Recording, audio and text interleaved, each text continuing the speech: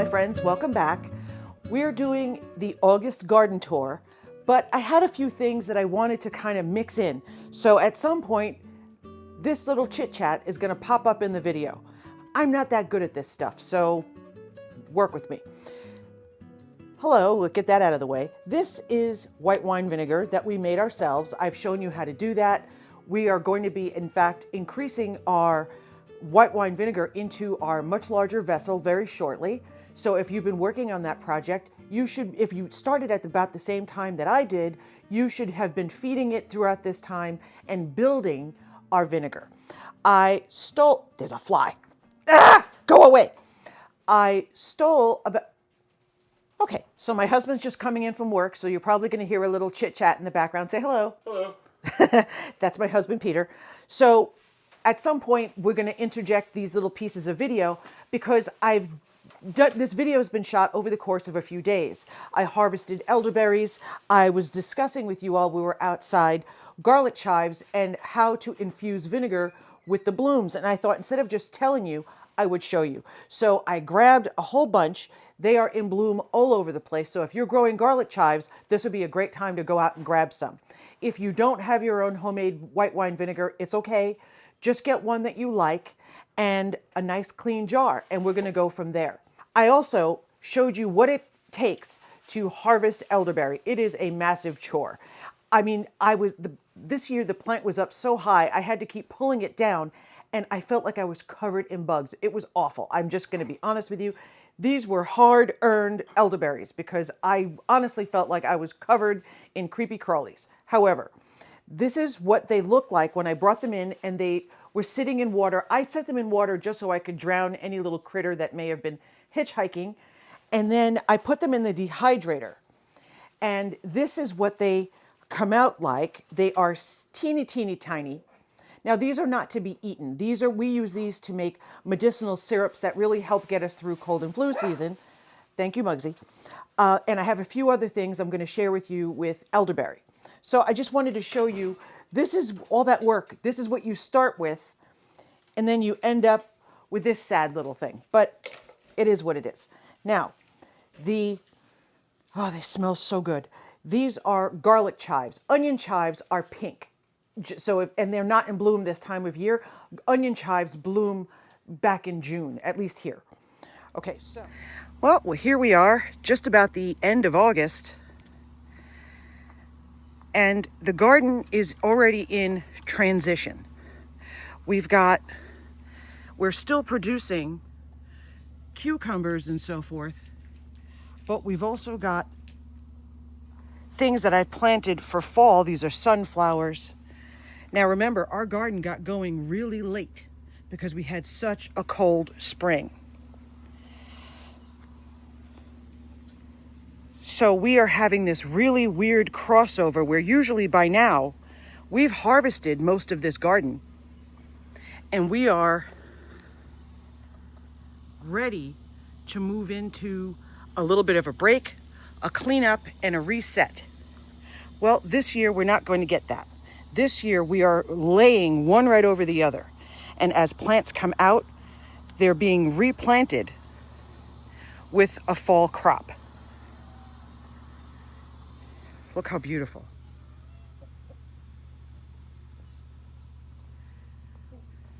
Uh-oh, I missed a fig. This is what happens when you miss a fig. They kind of pop open just like that. Isn't that awful? Beautiful fig, and I missed it. It was raining like crazy, and I didn't come out. And every time I do that, I miss something worth having. What's going on, Tito? Tito has had more babies. And back there is Mama, well, the mom of this one. This is not Mama the chicken. This is Maggie. And those are all of Maggie's babies. She has a whole bunch of them back there. It's not so easy to count chicks because they run all over the place. But at last count, there was 11. Hi. Hi, Henry. I love you. Now, here's what I wanted to show you. Because we are transitioning, and I planted these some time ago, these are pumpkins. And they're growing right in here with tomatoes and peppers, which is weird, but it is what it is. I wanted to be able to have pumpkins to decorate with. We don't grow the jack-o'-lantern size, so we don't need to have them on the vine for 6 months or anything like that. We're not trying to win a contest or anything like that. I just like to have those really pretty blue, green, bumpy, all those weird ones. That's what I like. And so that's what I grow, because I grow them for decor. The price that they charge for those really pretty pumpkins, absolutely not. Over my dead body will I pay that. So even in little corners, I pulled something out, in goes another pumpkin. Because I'd like to be able to have pumpkins to set my table for Thanksgiving. So I'm planning in advance to be able to have enough to do that with. And pumpkins are great for chickens. It helps to deworm them naturally. So I grow as many as I can stick any place so I can keep feeding them pumpkins. But if you look, I have probably about 200 pounds of tomatoes in this garden right now. But meanwhile, these are just about dead, and yet they're still putting on fruit, which is so strange. The first sunflower of the season. You're pretty. We'll come around the next. It rained so hard. These are delicious. These are chive blossoms. They are so delicious to cook with. And you know what else? They're full of flies. Look at this. Look how rude. That's disrespectful. But if you're making brown butter and you take a handful of these, obviously clean, not from these little jerks, and you throw them in right at the end of that last bit of when the butter is just about to brown, just past where you want it to go, you drop these in, they splatter everywhere. They make the most delicious flavor that you can add to brown butter. So good. I've got these tomatoes. These are called Midnight Romas. So far, we've harvested about 20 pounds of those. I have 11 kinds of tomatoes growing this year. Hi, that's my magic number today. All sorts.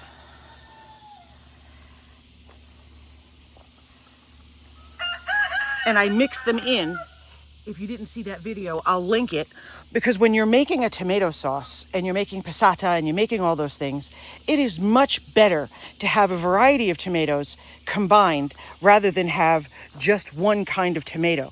Your flavor is more deep, it's fuller, it's more round. This is self-heal.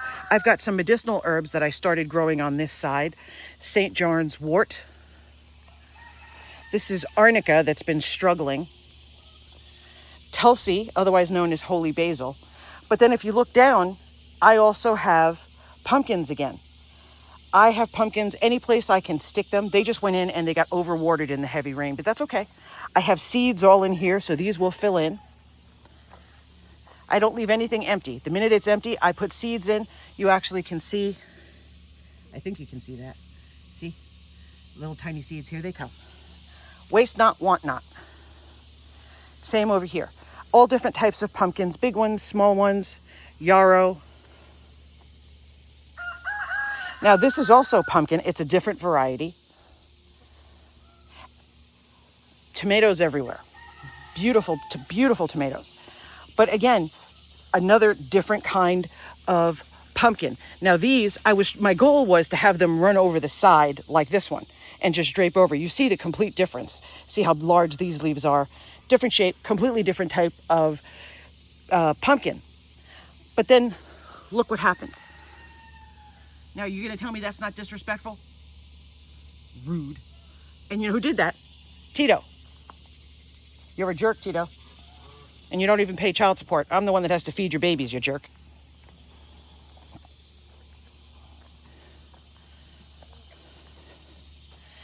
Another variety of pumpkin. I believe it's six kinds of pumpkin. I wanted just a nice variety so I can make stacks.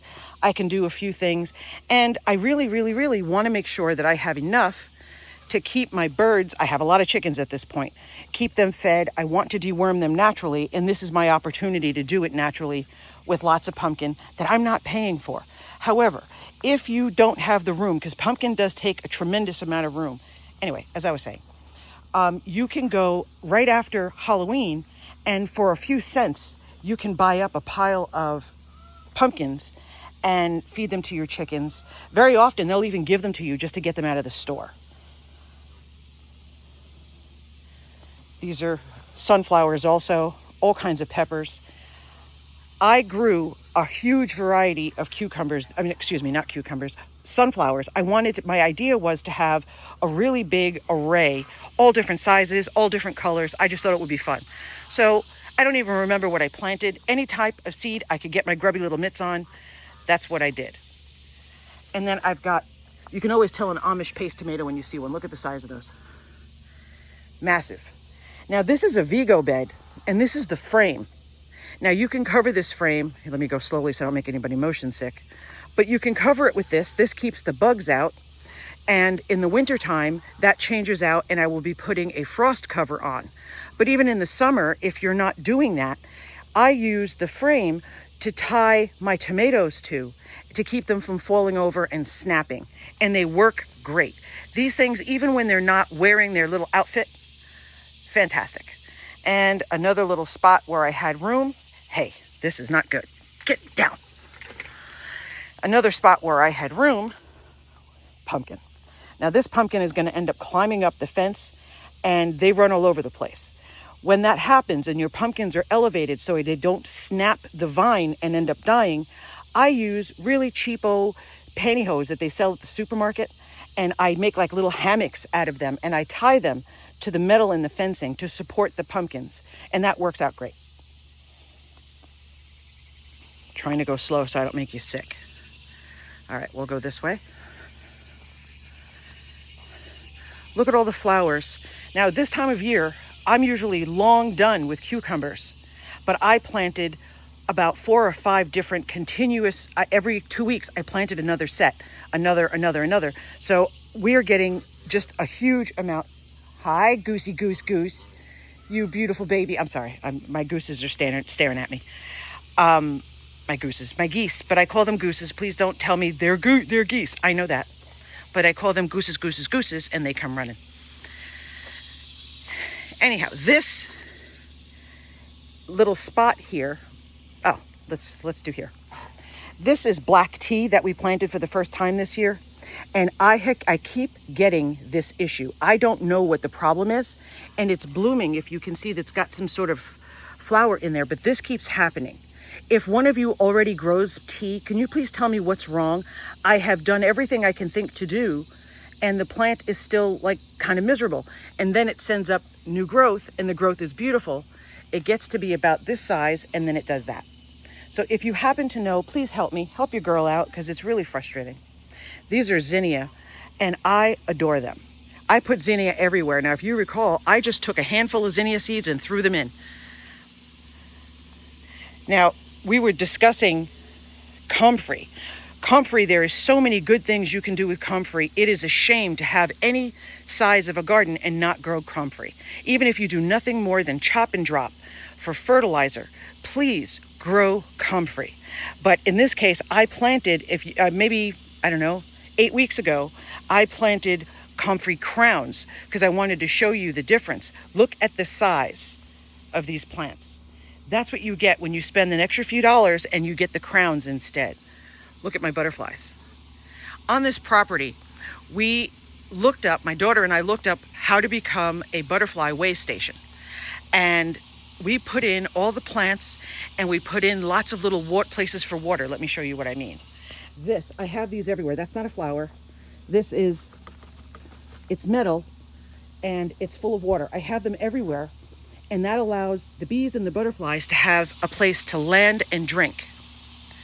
And because we grow everything they need for their entire life cycle, we are able to be a butterfly way station. We have everything from where they lay their eggs to where they hatch. And then we get to enjoy how gorgeous they are. And if you happen to have any, what do you call those things? Bananas. We're not banana people, but if you happen to have any bananas that are just a little overripe, cut them in half, open. Look at this. Let me get this off of here. These are, come on, baby. Oh no, that's gross. Here, I'm gonna show you. Get off. Okay, well, that was a fig. Isn't that disgusting? That's a shame, but don't worry, Tito will get it. Oh, Tito. But this is what I was trying to get. I'll show you how to I make this beautiful fig jam. And I've been collecting figs now for the past few days. I'm trying to get enough up to make a small batch.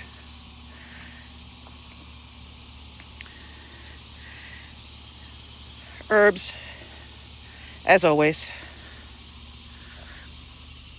And these are strawberries. And just for the sake of, I had some space, I put in beans. And you see these are flowering. I'm going to be harvesting beans here soon. I have beans planted in all these lower pockets. This is dill. Purple basil. And then of course, I put new ones on here. I have to fill them with soil because we have runners everywhere. Hi, Henry. More tomatoes. And if you recall, I just took a handful while I was talking to you guys. I took a handful of purple tomato seeds and just threw them in here. And this is what I got. The purple tomato does really well holding back yucky bugs. However, this is another pumpkin, but let me see if I can zoom in on that. Oh, I can't get it. I think I hit it. There was poop on there from a creature. Now I have to come back out here when I can see a little better and see if that was a tomato hornworm or if we've got a different issue. Ugh, always an issue with these bugs. It's always a fight. Our pepper tower. Hi, gooses. Our spicy peppers. I'll be making a fermented hot sauce, so I'll be showing you how to use those. These are a peach variety. These are sugar peach, I believe they are, a sugar rush, something like that. Peppers. They're spicy, but they're really good. And I threw in, literally, I didn't even plant it. I just threw in a couple of sunflower seeds that I had stuck to my hand. I tossed them in there, and there they are. These are Hungarian wax peppers. I mean, we are loaded with it. These are cherry peppers. I will be showing you, as soon as these hurry up and ripen for me, I'll show you how to make the stuffed marinated peppers. I can't wait. I love them so much. Hi, Tito. There's the babies. Look at their sweethearts. Maggie. Maggie, I gave you fresh food and water. You could at least say thank you instead of... No, Henry, don't scare her. Henry, go. Don't scare her. That's not nice. She's a new mom. She has enough problems. Let's cut this way.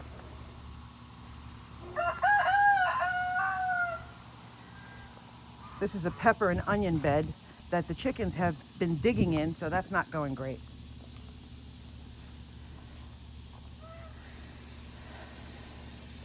Lots of onions. Lots of peppers. These turn purple.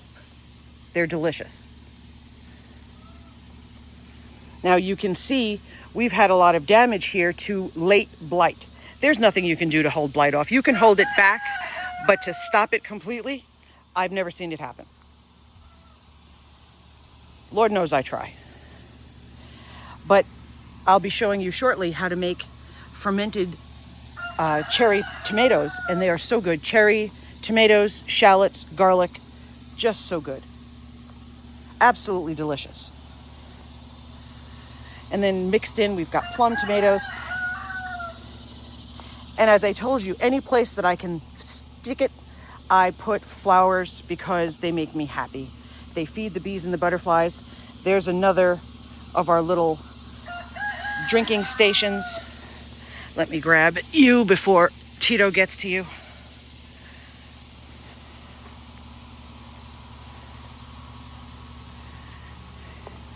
I mean, we're gonna have quite a processing. Now remember, I don't process all my tomatoes as they come in. I freeze them. I put them in freezer bags, and I have, later on, when I've had a chance to catch my breath, I do a tomato processing day. I am not about to process tomatoes over and over and over again. Absolutely not. So we already have bags of tomatoes in the freezer, and we keep that going until there's no tomatoes left.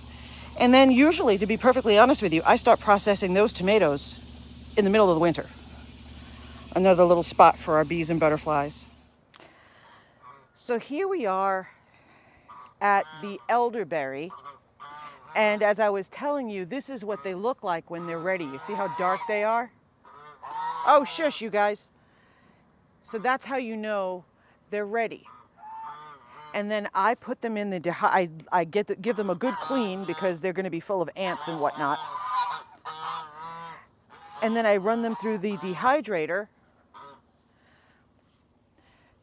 And so here, I just, see? Aren't they beautiful?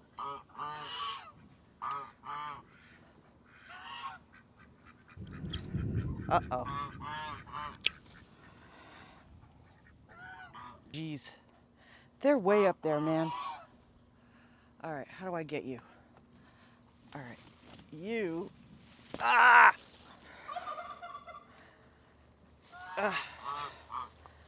Good grief.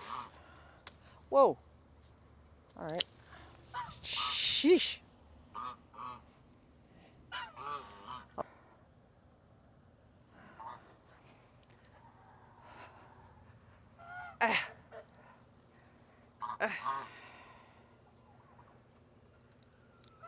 Eek.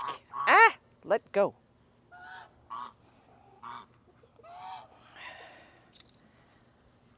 No, stay in the basket, you jerk you. In the basket. All right.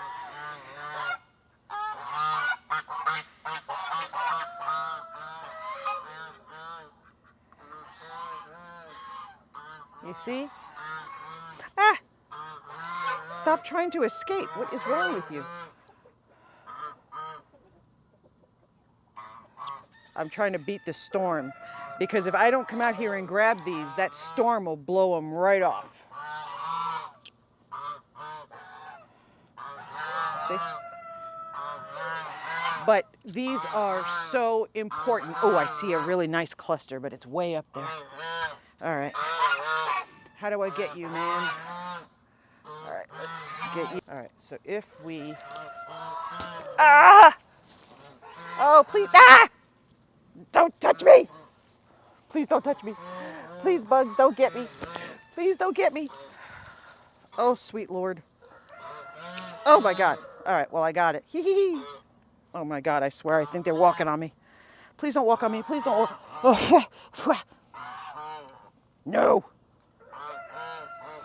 All right, I think that, is that, because I had already harvested a whole bunch yesterday.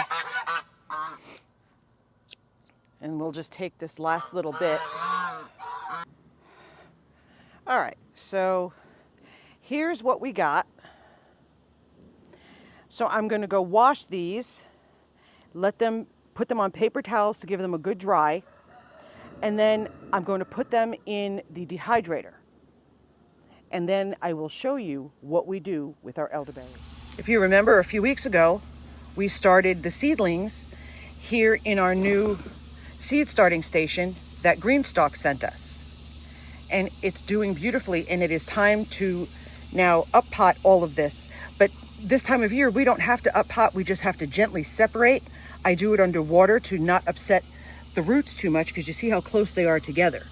So I will actually pull this up, run it under a little, have a bucket of warm water, not hot, not cold, just kind of tepid. And I will sit this in there and just kind of shake it back and forth until the roots have released. And that separates the roots without causing them a lot of stress. And because it's so warm, we can just go ahead and get them planted. So that will be planted probably by the end of next week. This will all be planted. Okay, so now you can take these apart, you can pull the blooms off, you can do all of that. But if you're going to give it as a gift, which is so pretty, I really, really like after they've been very well cleaned, and these have been very well cleaned. So these are a little tall, but what we're going to do is we're going to take the blooms and a bit of the stem, because the stem has lots of flavor as well. So there's no reason to get rid of it. But we're going to just literally just create an infusion. So I am going to clip these. Aren't they beautiful? I mean, they're absolutely magnificent. Now, I will warn you that these don't just attract all of our good bugs, but they do attract some less than delightful bugs as well. But they're so delicious that they're worth putting up with. Now, by the time they're getting into blooming, the stems are really woody. So this is not something that you would want to eat. The blooms are delicious, but the stems are really, really woody. So I just wanted to make sure that you're aware of that. This is not something that you're going to want to mince up and cook with. It's just unpleasant. Okay, so when we're dealing with the stems like this, we just want to cut them enough. Now I'm using a scissor because it's just easier, but I want to cut them enough so that I'm leaving some of the stem on because the flavor is still really nice and it smells incredible. They're just unpleasant to eat, but they're perfect for an infusion. So you're just going to take them with the blooms and everything on there, and we're going to trim this off, and we're going to drop our blooms in. Try to keep them standing all in the same direction if you can.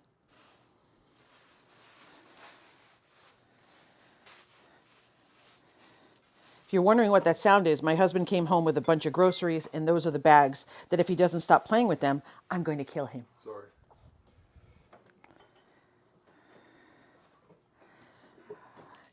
Okay, so I mean and as we get higher, because you don't want the blooms to be all the way up at the top at the neck. You really want them to be underneath because it's so much prettier, and it's wasted if they're all the way up by the lid. So as you have long ones down here, and as you go higher, cut them shorter. Okay.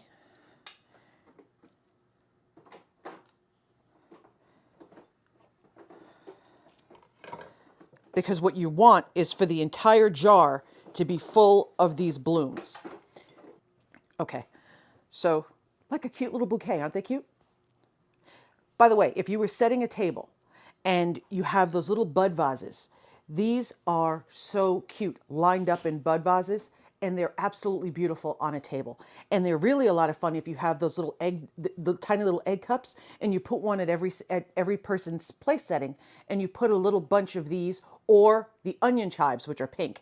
And they set such a pretty table. And because they are a savory food, they don't end up fighting the aromas from your food. You know, like if you have roses and things like that at your table, that smell, even though it's beautiful, fights with the smell of your food. Okay, so here we are. We get this out of the way. Now, would I put this in the garbage even though it's not edible because it's so woody? I would not. This goes into our compost. Okay, so I'm just going to set this aside. And I use scissors because it helps to keep from crushing. And if I'm using scissors, I'm able to keep the blooms off the board. If you're using a knife, it causes you to have to put the blooms down and you damage the blooms. That's the only reason I use a scissor. Okay, now I don't want to put a big hole, just pour this in and cause a big dent in the center. So what I do is I tip the jar to the side so the vinegar is running down the side of the jar so it doesn't dislodge all of our pretty flowers. And that allows us, do you see how pretty that is? Doing it that way, because if I just pour it directly in, it's going to make a hole right down the center. It's going to move all the blooms. It could conceivably knock some of the little blossoms off, and it dislodges and makes everything look messy. Whereas if you pour it down the side, everything stays, all your little blossoms stay exactly where you put them. And this makes, number one, it makes incredible salad dressings and marinades and all that good stuff. But it also, if you make smaller jars of it, it makes a really nice hostess gift. And we all know you should never show up at someone's house with your hands empty. That is so rude. Okay, so now if I were going to give this as a gift, I would obviously not be using a metal jar. If you're going to be using a metal lid, because this is vinegar, so we don't want them to interact. So I'm putting this on just for now. I'm going to change this the minute the camera's off because my plastic lids are actually behind you. So what you would want to do if you're just giving this and you don't want to have just kind of an unattractive lid to go with it, you can take a really pretty piece of parchment, put it over the top and tie a bow. So simple, such a simple thing. Packaging matters. It really, really does. Okay, so now how long does this take to infuse? Now remember, this is already vinegar, so we're not creating a vinegar. We're just having the vinegar pick up the flavor of our garlic chives. And in about 14 days, this is perfect. Okay, so I just wanted to show you that. I'll show you how to make some salad dressings and so forth because we have a bunch of things coming up because we're getting to that point in the year where we have to start preparing for the holidays. So we have to have all our good ingredients, our fancy stuff ready to go. And this is one of those things that we have to have. Now, back to the tour. And there she is. There you go, Margaret. You beautiful girl. Here. Some food for your babies.